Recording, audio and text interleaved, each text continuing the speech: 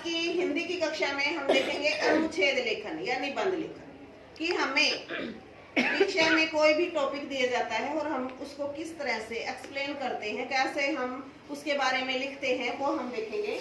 जैसे हमारे पास एक टॉपिक है पुस्तकालय और उसका सदुपयोग, और हमें कुछ पॉइंट दिए गए हैं। पुस्तकालय का अर्थ, ज्ञान का मंदिर, विविध पुस्तकों की उपलब्धता और पुस्तकालय के नियम और समाज की अमूल्य धरोहर। हमें अपने पास से इसमें कुछ नहीं लिखना होता, बस जो पॉइंट हैं उनको एक्सप्लेन करना होता है। सबसे पहले हम लेते हैं पुस्तकालय का अर्थ। इसका अर्थ क्या है, मीनिंग क्या है? पुस्तकालय, पुस्तक जो होती है किताबें, आलय मतलब घर। ऐसा स्थान जहाँ बहुत सारी पुस्तकें होती हैं, रखी होती है, जहाँ पुस्तकें रहती हैं, वही पुस्तकालय कहलाता है। जैसे विद्यालय है, विद्या का आलय, जहाँ विद्या बच्चों को दी जाती है। ठीक है, तो पुस्तकालय का आप अर्थ लिख सकते हो कि पुस्तकों का जो घर होता है, जहाँ बहुत सारी पुस्तकें होती हैं, वही पुस्तकालय कहलाता है। ज्यादा आपको लिखने की जरूरत नहीं होती, क्योंकि आपको इसमें शब्दों की सीमा दी जाती है कि आपको 130 शब्द में, 140 शब्दों में आपको पूरा करना होता है। लेकिन जितने पॉइंट दिए जाते हैं वो सारे आपको एक्सप्लेन करने होते हैं।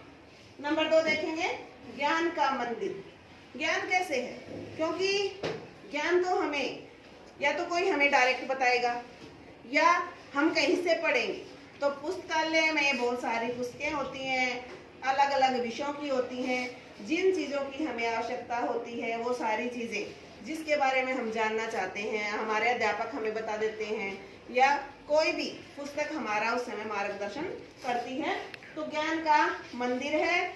मंदिर एक ऐसा स्थान होता है जहाँ हम पूजा अर्चना करते हैं। तो हम पुस्तकों की भी पूजा करते हैं, क्योंकि वो हमारे जीवन का निर्माण करती है। नंबर 3 है विविध पुस्तकों की उपलब्धता। जैसे यहाँ बताया गया है कि जो पुस्तकालय होता है उसमें हर तरह की पुस्तकें हमें मिलती हैं, चाहे कोई छोटा बच्चा चला जाए या कोई बड़ा चला जाए, सभी की जो ज्ञान की जो उत्सुकता होती है, जो जानना चाहते हैं, सारी चीजें आपको पुस्तकालय में मिल जाती है।